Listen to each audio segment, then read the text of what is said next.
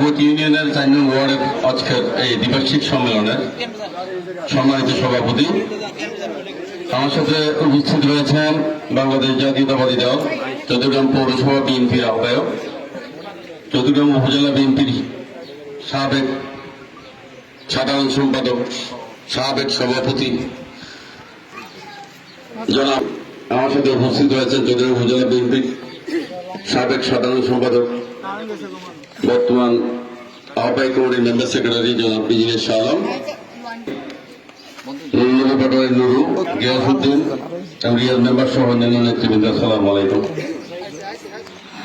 আপনারা, আমি জানি না অতীতে বাংলাদেশ জাতীয়তাবাদী দল এইভাবে ওয়ার্ডে এসে এসে কমিটি গঠন করেছে কিনা। সম্ভবত এটাই এই এলাকার বা এই ওয়ার্ডের বাংলাদেশ জাতীয়তাবাদী দল চট্টগ্রাম বিএনপির ইতিহাসে প্রথম মিটিং। আপনারা জানেন, দীর্ঘ ফেসিবাদী আন্দোলন সংগ্রামে আমরা রাজপথে থেকেছি, আন্দোলন সংগ্রাম করেছি, বিভাগীয় সকল প্রোগ্রাম আমরা বাস্তবায়ন করেছি, ঢাকা রাজপথে আমরা গিয়েছি। ফেসিবাদ বিতাড়িত হয়েছে। ফেসিবাদ বিতাড়িত হওয়ার পর দেশনায়ক তারেক রহমান আমাদেরকে যে কাজটি দিয়েছেন সেটি হচ্ছে সারা বাংলাদেশে সাধারণ জনগণকে সম্পৃক্ত করে দলের শক্তি বৃদ্ধি করা এবং দলের সাংগঠনিক কাঠামোকে নির্মাণ করা। বাংলাদেশ জাতীয়তাবাদী দল চট্টগ্রাম উপজেলা বিএনপি অতীতে আমাদের সাংগঠনিক কাঠামো হয়তো ছিল না বা আমরা বিনির্মাণ করতে পারিনি। আপনারা জানেন, ইতিমধ্যে আমরা চেষ্টা করেছি প্রতিটি গ্রামে গ্রাম কমিটি করতে, গ্রাম সরকারের আদলে, এবং নির্দেশনা যখন এসছে এখন প্রতিটি ওয়ার্ডে জেলা নেতৃবৃন্দ এসছেন কয়েকবার।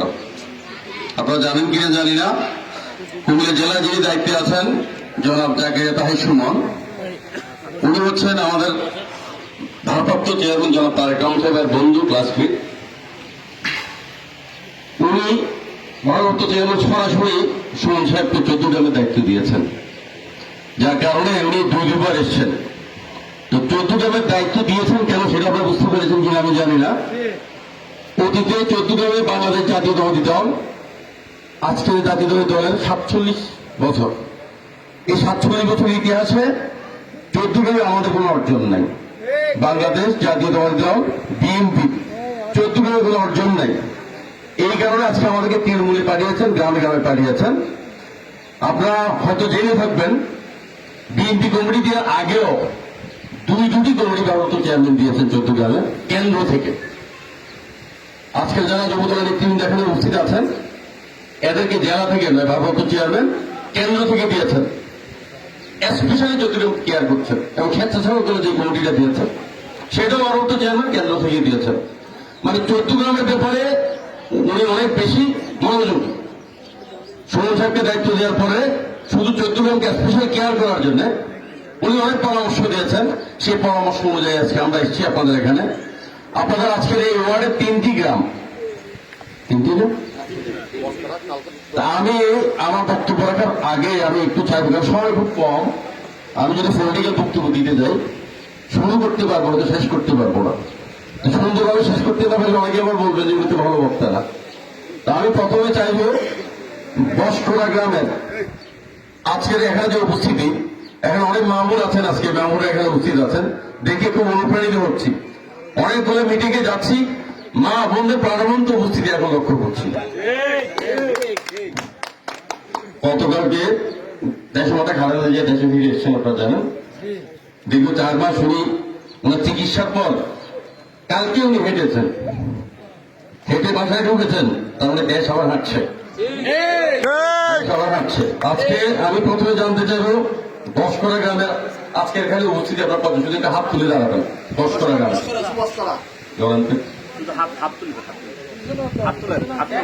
এক হাত, মানে একজন 2বার হাত তুলবেন না, যারা বসেন হাত তুললে হবে, একটা হাত তুলে হবে। আমি দেখতে চাই সকল গ্রামের উপস্থিতি, সকল গ্রামের প্রতিনিধি আছে কিনা, এটা একটু মেকশিওর করতে চাই। তারপর আসেন কালকোট গ্রাম। কালকোট একজন 2বার হাত তুলবেন না প্লিজ। দিলে হাত তুলছে কিন্তু আপনারা।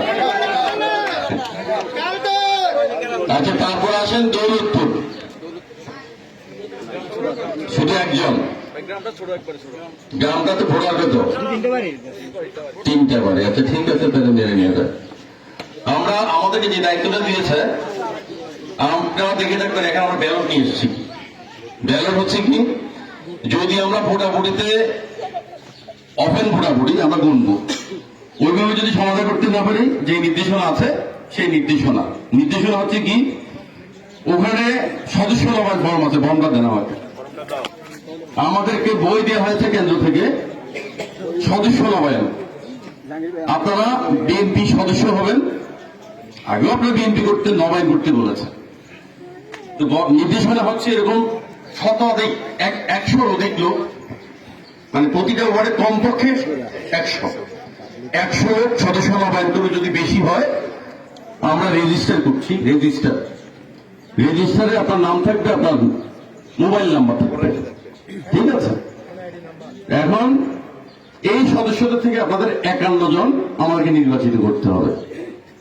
ওনাদের পদ পদবি থাকবে, মোবাইল নাম্বার থাকবে, এবং এই যে পিছনে একটা ছবি দেখছেন, এরকম একটা ব্যানার থাকতে হবে। আমরা যারা আজকে এখানে উপস্থিত আছি, নির্দেশনা এরকম ভারপ্রাপ্ত চেয়ারম্যান সাহেব, এবং আপনারা যারা অডিয়েন্স আছেন, যারা শ্রোতাবিন্দু আছেন, আপনাদের ছবি দেখতে হবে। তো এইভাবে আপনাদের মোবাইল নাম্বার দিয়ে আমাদেরকে পুস্তিকা, একটা বই বানাতে হবে, পুরো উপজেলা যতটা ওয়ার্ড আছে। নির্দেশনা আছে, এবং আপনাদেরকে অনুপ্রাণিত করার জন্য, বা এই কনকাপতি ইউনিয়নকে অনুপ্রাণিত করার জন্য, ভারপ্রাপ্ত চেয়ারম্যান দেখবেন কোনোদিন আপনার লিঙ্ক বেজে উঠেছে, আপনি ধরলেন, আমিও বিএনপি চেয়ারম্যান বা ভারপ্রাপ্ত চেয়ারম্যান তারেক রহমান বলছি, কেমন আছেন আপনি, আপনার পরিবারের খবর নিলেন। এইভাবে নির্দেশনা। তা আমরা ইতিমধ্যে আজকে যে কাজটি করছি, আমরা মনে হয় একটা সফল, আমরা শেষের দিকে চলে এসেছি। এবং আপনাদের যে 51 জন যে ওয়ার্ডের নেতা নির্বাচিত হবেন, এই 51 জন ভোট দেবেন কিন্তু আমার ইউনিয়নের যারা নেতৃত্ব নির্বাচিত হবে, 51 জনের ভোটার। এখন বিষয়টা এমন না আমি সভাপতি হয়েছি, আমি ভোটার, আমি সেক্রেটারি, আমি ভোটার। একদম সর্বশেষ সদস্য যিনি, উনি ভোট দিতে পারবেন এমন কোনো বিষয় নাই।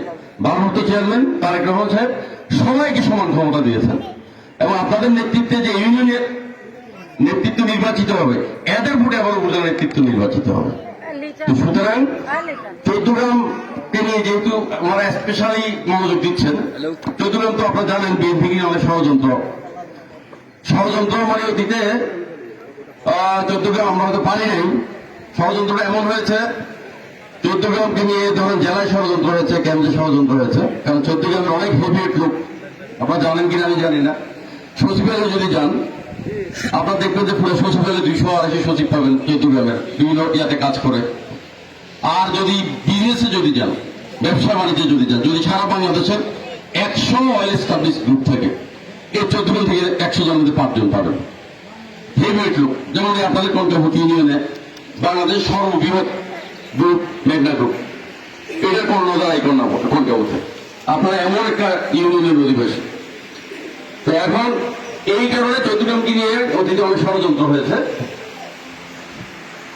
আপনারা জানেন 1900, আচ্ছা যাই হোক, পিছনে রাজনৈতিক বক্তব্য না দিই, আমি 2বার নির্বাচন করেছি। 2বার নির্বাচনে 2009 সালের নির্বাচনে আজকে আমার জন্য একজন মানে রক্ত দিয়েছে, মাথা ফেটেছিল, হাত ভেঙেছে, ফারুক এসছেন অনেক পরে। আমরা ধরেন এখানে 2009 সালে অনেকগুলো কেন্দ্রে মারামারি হয়েছে আমাদের জন্য। আমরা তখন জোটভুক্ত ছিলাম, 4 দলীয় জোট, 20 দলীয় জোট। তো জোটের বিষয় যখন আসতেন, ধরেন যখন বিএনপি প্রথম ভোটে যখন আমি ভোট বেশি পেলাম, আমার রানিং মেট কে ছিল, জামাতের একজন ছিল, আমার ছিল দেয়ালগড়ি, আর ওনাদের ছিল বই। আওয়ামী লীগ ছিল চেয়ার। যখন ভোট দিতে গেলেন, যিনি আমার টাকায় নির্বাচনী খরচ চালিয়েছেন, আমার রানিং মেট, আমার যুক্ত প্রার্থী ভাইস চেয়ারম্যান যিনি প্রার্থী ছিলেন, তা আমাদেরকে ভোট দেন নাই। কেন ভোট দিতে দেয় নাই? কারণ ভোটকে যদি ভোট বেশি দেওয়া হয়, বিএনপি এখানে এস্টাবলিশ হয়ে যাবে। মানে মানুষকে বুঝাতে হবে বিএনপি চৌদ্দগ্রামে নাই। কিন্তু 2009 সালের নির্বাচনের প্রচারণায় আমি যখন ঘরে ঘরে গিয়েছি, আমি দেখেছি জি আদর্শের অনেক সৈনিক, সময় কম, আমি দেখেছি জি আদর্শের অনেক সৈনিক ঘরে ঘরে আছে। আমার হয়তো কাঠামো ছিল না। 2009 সালে যখন আমি এসেছি, আমার এই ছোটখাটো চেহারা অনেকে তখন বলতেন যে তোমার তো বয়স, ও তো ছোট, ওর বয়স হয় নাই। আমি সর্বোপরি ইউনিয়নে একটা বক্তব্যে কাঁদর বাজারে 2009 সালে যখন বক্তব্য দিতে গিয়েছিলাম, আপনাদের মতো কিছু মুরব্বী বসা ছিলেন, আমাকে প্রথমে দেখে এরা বলা যে হবে না, যদি ওদের ওই জন্য ও ছোট বলা। তখন আমি ওনাদেরকে রিকোয়েস্ট করেছি আপনি বসেন, আপনারা বসেন, আমার বক্তব্য শোনেন আগে। তো বক্তব্য বলতে গিয়ে আমি তখন বলেছি আমাদের নবী করিম সাল্লাল্লাহু আলাইহি সাল্লামকে আল্লাহ তাআলা নবুয়ত দিয়েছেন কত সালে? 40 বছর বয়সে। আমারও 40 বছর হয়েছে, দায়িত্ব নিয়ে বয়স হয়েছে আমার। কিন্তু যখন ভোট বেশি পেলাম ষড়যন্ত্র, 2014 সালে আবার দল আমাকে মনোনয়ন দিলেন। 2014 সালে সিদ্ধান্তটা এমন হয়েছে জামাত থেকে কামরুলের ভোট যে কোনোভাবে কমাতে হবে, কারণ গতবার কামরুলের ভোট ডাবল হয়ে গিয়েছে। ষড়যন্ত্র করেছে কিন্তু ভোট আমি ডাবল পেয়েছিলাম ওদের থেকে। তার মানে বিএনপি আছে। আজকে চট্টগ্রামের যে অবস্থা, ধানের শীষের পক্ষে, আমি ব্যক্তি কামরুলের কথা বলবো না, ধানের শীষের পক্ষে আজকে গণজোয়ার সৃষ্টি হচ্ছে। যারা আজকে 5 আগস্টের পরে যারা ভাবতো, মানে এমন ভাবে বুঝাইতো, ভাবটা এমন ছিল ক্ষমতার খুব কাছে ওরা আছে, ওরা ক্ষমতায় চলে গিয়েছেন। বেরোনের হাওয়া আস্তে কমিয়েছে, আস্তে ক্ষমতা। এখন বুঝতে পেরেছেন বাংলাদেশের জনগণ আমাদের সাথে নাই। কেন নাই জানেন?